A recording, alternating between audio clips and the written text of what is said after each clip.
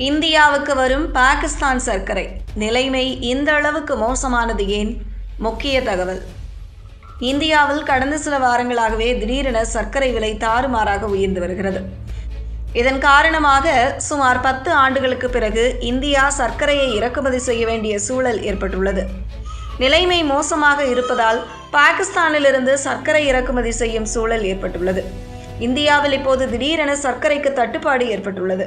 இதனால் கடந்த சில வாரங்களாகவே சர்க்கரை விலை தொடர்ந்து உயர்ந்து வருகிறது. தமிழ்நாட்டில் சில இடங்களில் சர்க்கரை விலை 67 ரூபாய் வரை போயிருக்கிறது. அடுத்து பண்டிகை காலம் வரும் நிலையில் சர்க்கரை விலை மேலும் உயரும் என அஞ்சப்படுகிறது.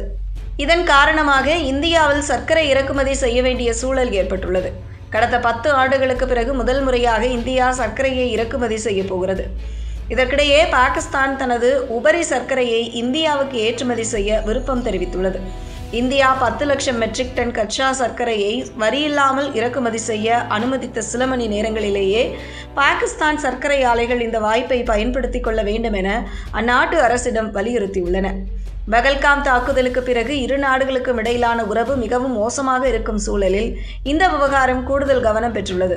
பாகிஸ்தான் சர்க்கரை ஆலைகள் தற்போது 12 லட்சம் டன்னுக்கு அதிகமான உபரி சர்க்கரை கையிருப்பை வைத்துள்ளதாக பாகிஸ்தானைச் சேர்ந்த தி நியூஸ் இன்டர்நேஷனல் செய்தி வெளியிட்டுள்ளது. இதை விற்பனை செய்ய முடியாமல் ஆலைகள் நிதி நெருக்கடியை கொண்டுள்ளது.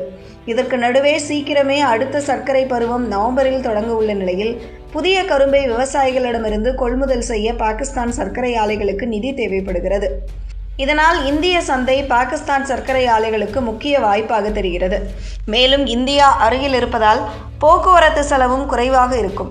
சர்க்கரையை இந்தியாவுக்கு ஏற்றுமதி செய்வதன் மூலம் அந்நாட்டுக்கு அந்நிய செலாவணி கிடைப்பதுடன் கிடங்குகளில் தேங்கியுள்ள சர்க்கரையை விற்பனை செய்ய முடியும் என்பது பாகிஸ்தான் சர்க்கரை ஆலைகளின் கணக்கு. ஆனால் அதற்காக உடனடியாக பாகிஸ்தான் சர்க்கரை இந்தியாவுக்கு வரப்போகிறது என்று அர்த்தமில்லை. இந்தியா பாகிஸ்தான் இடையிலான நேரடி வர்த்தகம் தற்போது கடுமையாக பாதிக்கப்பட்டுள்ளது. அட்டாரி வாகா எல்லை மற்றும் விமான போக்குவரத்து உள்ளிட்ட வழக்கமான வர்த்தக முறைகள் கடுமையாக பாதிக்கப்பட்டுள்ளது. எனவே பாகிஸ்தானிலிருந்து சர்க்கரை ஏற்றுமதி செய்ய இரு நாடுகளின் அரசுகளும் தனியாக அனுமதி வழங்க வேண்டும். இந்தியாவில் சர்க்கரை விலை உயர்ந்துள்ளதால் இதில் என்ன முடிவெடுக்கப் போகிறது என்று முக்கியமானதாக பார்க்கப்படுகிறது. சர்க்கரையின் சராசரி எக்ஸ் மில்லு விலை குவிண்டாலுக்கு சுமார் 4000 ரூபாய் முதல் 5500 ரூபாய் வரை உயர்ந்துள்ளது. இதையடுத்து 10 லட்சம் மெட்ரிக் டன் கச்சா சர்க்கரையை வரியில்லாமல் இறக்குமதி செய்ய மத்திய அரசு அனுமதி அளித்தது.